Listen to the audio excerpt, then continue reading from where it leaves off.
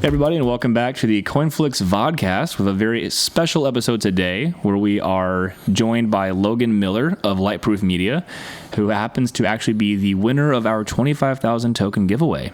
Very excited to have you here. Hi everybody. It's a pleasure to be here. It feels fantastic to have won the giveaway. I imagine so. It does. Yeah, I really believe in the CoinFlix platform, so it was nice to see the effort that I put into trying to win this thing come to fruition. So yeah, you hit like all of them. I did them all. Like 22 tickets or whatever. You like shared everything and followed everything. I did them all. I really did. I signed up for some things that I wouldn't have signed up for. Oh wow. Okay, so we got you. You got me. All right. Yeah. Cool. So you're a filmmaker, which is awesome. I am. Exactly the kind of person that we're looking to to bring into the project, and glad to see that filmmakers are finding us. And if you could introduce yourself a little bit, talk about yourself as a filmmaker and how you came upon cryptocurrency. Whoa, I'm gonna do that again. So if you could introduce yourself and tell us about how you became a filmmaker and eventually found your way to cryptocurrency. Sure. I've always sort of had a background in film and photography. I went to school for still photography. Thank you, CCAD. Great job. Midwest, shout out. Whoop, whoop. And, it's been a very interesting and long process switching to film from still photography. And I'm very happy for every minute that I switched because it's given me an opportunity to take back still photography for myself. So I went to school for photography, worked out in the Midwest for a couple years. And while working out in the Midwest, to make these guns so strong. While working in the Midwest, I had the opportunity to make the switch to film, and we shot a feature length out there. And that type of work gave me the opportunity to move out to LA to continue on some of my own projects. So it's awesome. been a great 5 years. Awesome. So as a filmmaker, the position that you sort of fill, the what you do as a filmmaker, what are you, right? I would consider myself a DP. Okay. Director of photography. Do a lot of DOP. Well, yeah. Excuse me.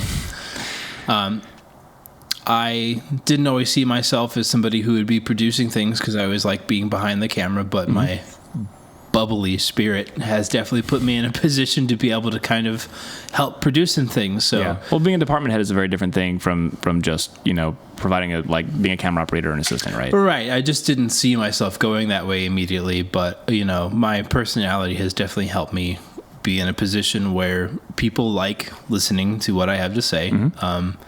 I'm very gentle on how I tell people what to do. You're the people's department head, I'm the people's production department head. Exactly. Great. Cool. I am yes. Cool. That's a good way of putting it. Thank you. So how did you come to cryptocurrency? How long have you been aware of cryptocurrency? I guess is a good question. So several years ago, a friend of mine, Chris Olson, approached me. Shout out Chris Olson. Hope you're watching. You better be. I love you. We're not cutting that out. We're leaving that in. No, please do. I'll start from the top. My buddy Chris Olson approached me to start a mining rig, actually. So my first introduction to crypto was mining, even doing the whole coin trading aspect of it. So we built a humble rig, and we've built upon it ever since. And I think we have 1, 2, 3... 4, 5, 6, 7, 8. We have about 10 graphics cards doing 220 mega hashes per second. That's great. They're all 1060s and 2060s. So yeah, humble, but you're involved. Does okay. Yeah, you're providing a service to the blockchain. Sorry, go ahead. Proud of our humble rig. It does a good job. It does what it needs to. So. Yeah, but you are also actually providing a service directly to the blockchain. And we did an episode earlier about this idea of the difference between being an investor versus actually providing a service to the blockchain and being paid in cryptocurrency for that service that makes it run. I think it's very interesting that your introduction to cryptocurrency was already at such a deep level. Right. I love the technology behind it. I've been a person who builds my own computers throughout his lifetime, so it's been nice to give myself another outlet to continue building computers that way. So here's a question for you, if I may. Sure. When speaking to someone who is actually involved in a function of the blockchain, right? Do you see whether or not mining will move somewhere else or if mining will die out? Super short though, if you can, right? Because I'm more interested in your thoughts on the future of the blockchain and sort of like the real world implications of access to something that's basically sort of a Web 3.0 that we're moving towards? Well, I don't know much about ETH 2.0, honestly. I don't know if any of us do at this point, since it's been called to come out for a long time now, and it hasn't. And when the day comes, I will switch my rigs to something else. There are issues that come from things being deregulated, and there are issues that come from things being regulated. We've already had our qualms with the big banks that we've had in the past, and we've seen the lawsuits that come from certain things like that. Cough, cough, 2008. Cough, cough. GameStop and AMC. 2020. Yeah. I guess we should say 2021. Time's a blur, man. What is lockdowns have got me today? All crazy. I think it's February 2nd. 2022. February 2nd. It is February 2nd. 2. Wild. Yeah. And hopefully this isn't too much of a tangent, but sure. We've seen recently in the courts organizations like ASMP and PPA going after these big corporations that are stealing people's artwork. And there was a big win recently where now Instagram actually has to give creators the ability to not let people embed their Instagram posts in different places. Oh, interesting. Okay. So it's organizations like that help on the mainstream level stop that from happening, but I see the potential for the blockchain to eradicate it completely. Yeah. Okay, cool. That's awesome. So more specifically, do you see a lot of potential for the collaboration and cross-pollination between the film industry and blockchain resources? Do you think that CoinFlix has it covered? Do you think that there are opportunities to grow and change? Or do you think there's a lot of room there? Or do you think that maybe a couple novel links here and there? It gives more opportunities for funding. You see all these blockbuster films being made for millions and billions of dollars, and there is much more potential in making a more thought-provoking film instead of just spending the entire budget on the special effects. Yes. Yeah. I would rather see the movie made for $100,000 than that was thought-provoking than the movie that was made for $2 billion and it's just a bunch of, fight scenes. Magic punching.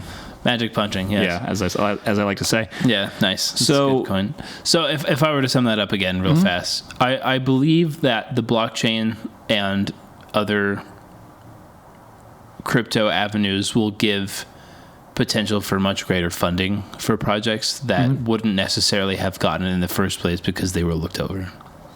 I do know that you've invested more than was the bare minimum requirement to actually be considered for the giveaway. So what is it about CoinFlix that interests you as a filmmaker and investor?